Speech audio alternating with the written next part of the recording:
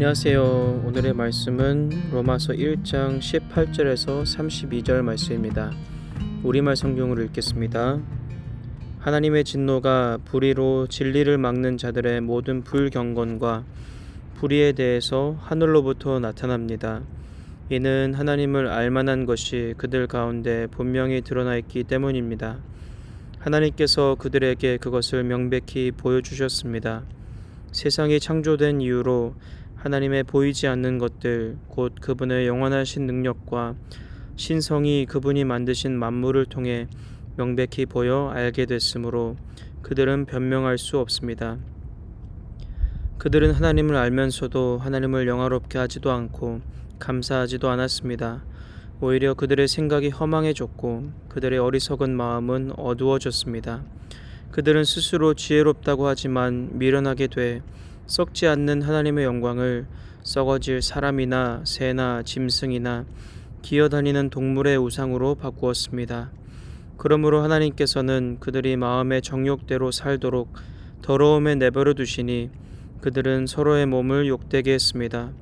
그들은 하나님의 진리를 거짓과 바꾸고 창조주 대신 피조물을 경배하고 섬겼습니다. 하나님께서는 영원히 찬양받으실 분이십니다. 아멘. 하나님께서는 이 때문에 그들을 수치스러운 정욕에 내버려 두셨습니다. 여자들은 남자와의 정상적인 관계를 비정상적인 관계로 바꾸고 남자들도 마찬가지로 여자와의 정상적인 관계를 버리고 서로 정욕으로 불타올랐습니다. 그들은 같은 남자끼리 부끄러운 일을 행했고 이런 타락한 행위로 인해 그들 자신이 마땅한 징벌을 받았습니다. 더구나 그들이 하나님을 아는 지식을 하찮게 여김으로 하나님께서는 그들을 타락한 마음대로 내버려 두셔서 합당치 못한 일을 하게 하셨습니다. 그들은 온갖 불의와 악행과 탐욕과 악의로 가득 차 있으며 질투와 살인과 다툼과 사기와 악독으로 가득 차 있습니다. 그들은 수군거리기를 좋아하고 서로 헐뜯고 하나님을 미워하고 건방지고 교만하고 자랑하기 좋아하고 악한 일을 궁리해내고 부모를 거역하고 어리석고 신의가 없고 인정도 없고 무자비한 자들입니다. 그들은 이와 같은 일을 행하는 자가 죽어 마땅하다는 하나님의 법규를 알면서도 그런 짓을 계속할 뿐만 아니라 그렇게 행하는 자들을 옳다고 합니다. 아멘. 살아계신 하나님, 오늘 이 말씀을 통해서 우리에게 말씀해 주시고 하나님의 그 음성, 강력하고 또 부드러운 하나님의 음성을 듣는 시간이 될 수 있도록 도와주옵소서. 예수님의 이름으로 기도했습니다. 아멘. 오늘 말씀에서는 우리를 죄 가운데 내버려 두셨다고 3번 반복해서 말씀하고 있습니다. 24절에 정욕대로 살도록 더러움에 내버려 두시니, 26절에 수치스러운 정욕에 내버려 두셨습니다. 그리고 28절에 타락한 마음대로 내버려 두셔서 라고 되어 있습니다. 이걸 읽었을 때 딱 드는 생각은 사랑의 하나님이 어떻게 그냥 내버려 두실 수 있지라는 생각이 들고 질문이 듭니다. 우리가 기억해야 될 것은 이 내버려 두신 이유에서 우리는 모두가 자유할 수 없다라는 것입니다. 내버려 두시게 된 이유를 살펴보면 이렇게 적혀 있죠. 썩지 않는 하나님의 영광을 썩어질 사람이나 새나 짐승이나 기어다니는 동물의 우상으로 바꾸었다고. 그리고 하나님의 진리를 거짓과 바꾸고 창조주 대신 피조물을 경배했고 하나님을 아는 지식을 하찮게 여겼다고 합니다. 이것이 바로 내버려 두시게 된 이유라고 설명하고 있습니다. 다른 말로 우리가 하나님 대신 세상을 선택했다는 것입니다. 창조주를 버리고 피조물을 선택했다라는 이유라는 것입니다. 우리 모두는 하나님 대신 세상을 선택하지 않았나요? 우리가 살면서 창조주를 버리고 피조물을 선택하진 않았는지, 그리고 하나님보다 사람을 더 사랑하지 않았는지, 그리고 하나님보다 나 자신을 더 우상 삼는 날들은 없었는지 조금만 돌아본다면 우리 모두는 그 죄에서 자유한 사람은 없을 것입니다. 그래서 우리는 이 내버려 두심에 해당되는 사람들이라고 말씀을 얘기하고 있는 것입니다. 한 사람도 빼놓지 않고 이 하나님의 진노 아래 있는 사람들, 창조된 세계를 보며 하나님의 영광이 드러났음에도 불구하고 오늘 말씀은 뭐라 그러냐면은 너희가 다 보았는데 너희가 나의 영광을 못 보았다. 하나님을 선택하기보다 세상을 선택했다라는 것입니다. 하나님의 영광이 나에게 비추어졌고 하나님의 아름다우심이 세상 창조를 통하여서 우리에게 비추어졌는데 우리가 하나님을 선택하기보다 세상을 선택했다라는 것입니다.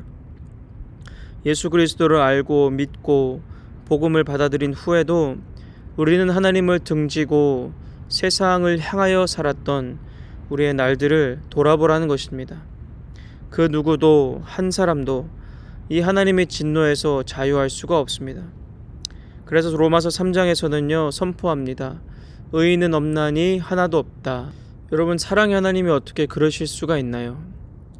로마서는요 우리에게 이 bad news, 안 좋은 소식을 각인시켜 줍니다. 이것을 꼭 기억하랍니다.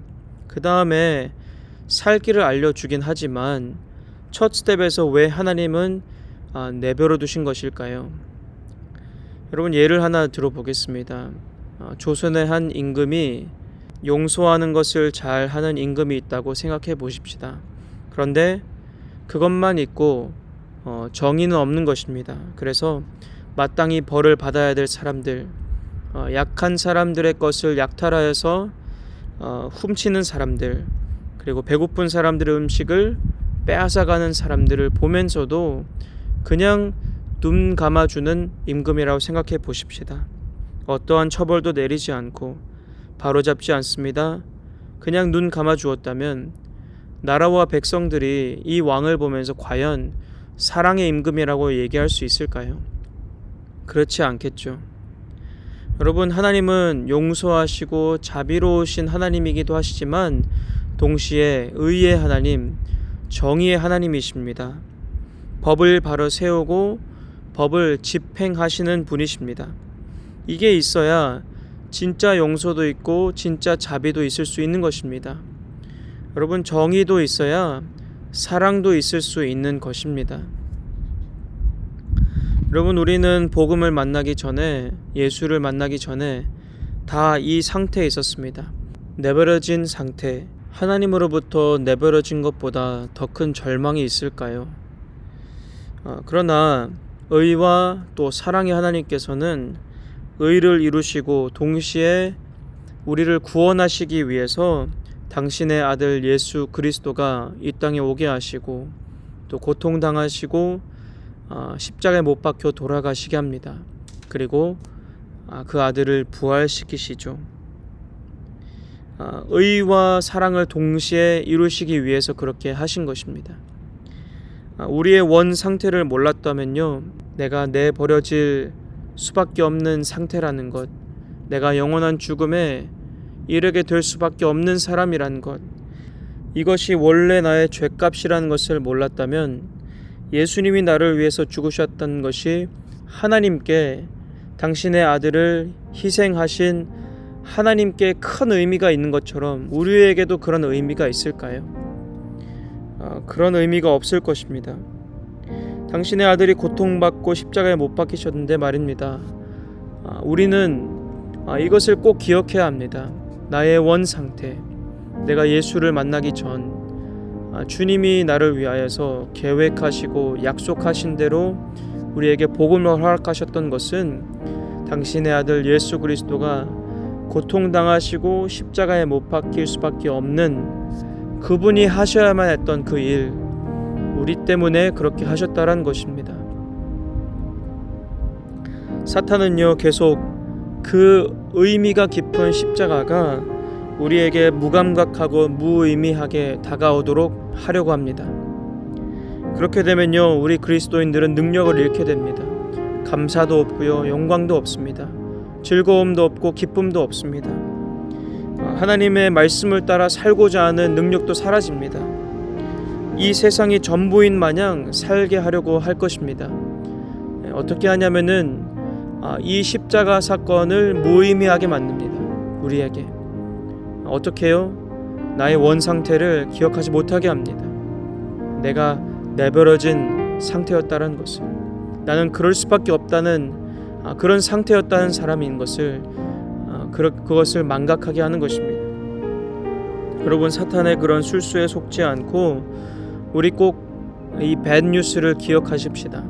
나의 원 상태를, 죽을 수밖에 없는 게 나였다고, 나에게는 찾아봐도 소망은 없다고, 그러나 주님이 나의 유일한 소망이시라고 기억하는 우리가 될 수 있기를 원합니다. 우리 남은 생애 동안 날마다 이것에 대한 감사와 또 영광이 우리의 마음 가운데 항상 있게 되기를 소망합니다. 기도하십시다.